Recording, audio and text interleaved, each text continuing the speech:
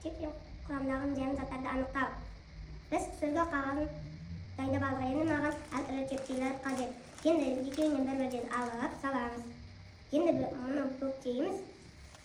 Ішінен қаттырататын боламыз.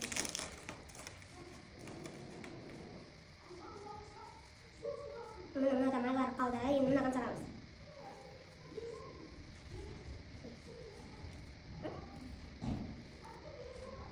Міне қаратсақ майлар қара көрініп тұр. Чипсидан нәтижесінде чипсидан май көп. Чипсидің құрамындағы крахмал анықтау. Енді біздің екінші тәжірибеміз. Мынадан бір чипси аламыз, мынадан йогурт құямыз. Мына көк түсті түстер қалды. Чипсидің көк түсі, кішкентай қара ұқсас көк түсті түс. Нәтижеде чипсида көк түсті бұтақтар пайда болды. Картоп қатқылағының бауырда көп жиналса семіздікке әкеледі. Чипсидің құрамындағы аккумулятивті анықтау. Біз чипсидан бір чипси аламыз да мынаны былай жағамыз.